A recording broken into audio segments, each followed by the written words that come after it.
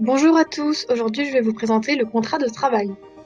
Un contrat de travail, c'est une convention par laquelle une personne physique, donc le salarié, s'engage à mettre son activité à la disposition d'une autre personne physique ou morale, donc l'employeur, sous la subordination de laquelle elle se place moyennant une rémunération. Voici les 5 éléments fondamentaux du contrat de travail. Les parties. Le salarié est forcément une personne physique. La rémunération, elle peut se composer d'une part fixe et d'une part variable et d'avantages en nature. La fonction occupée, elle découle de la qualification du salarié, donc son expérience, ses diplômes. Le lieu de travail, fixe ou variable, il peut inclure une clause de mobilité. Et enfin, la durée du contrat. Le contrat doit respecter la durée légale du travail. Il peut être signé à temps partiel. Voici les différents types de contrats de travail. Le CDI, c'est un contrat de droit commun à durée indéterminée. Il représente 86% des contrats de travail. Ensuite, nous avons le CDD, c'est un contrat de travail dérogatoire à durée déterminée.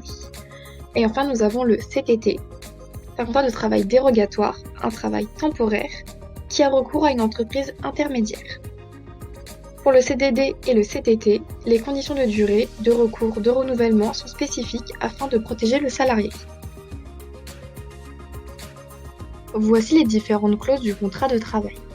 En fonction de la protection des intérêts légitimes de l'entreprise et des souhaits du salarié, les parties peuvent négocier des clauses.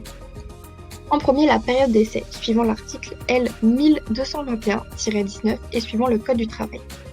Pendant une période de 2 à 4 mois maximum, le salarié vérifie que l'emploi lui convient et l'employeur vérifie que le salarié correspond bien à ses fonctions. Chaque partie peut rompre la période d'essai sans motif et sans indemnité, mais doit respecter un délai de préavis. Le salarié touche ses droits aux allocations chômage même s'il est à l'initiative de la rupture. Ensuite, nous avons la clause de non-concurrence. En contrepartie d'une compensation financière, l'employeur interdit à son salarié de pratiquer une concurrence directe ou indirecte contre son entreprise si ce dernier venait à la quitter. Ensuite, nous avons la clause de confidentialité. Les parties s'engagent à ne pas divulguer des informations dites sensibles, telles que les secrets de fabrique. Et enfin, nous avons la clause de mobilité. Les salariés acceptent que l'employeur puisse modifier le lieu d'exécution du contrat de travail. L'étendue géographique envisagée doit être précisée. J'espère que cette vidéo vous aidera à mieux comprendre les contrats de travail. Merci pour votre écoute et à bientôt!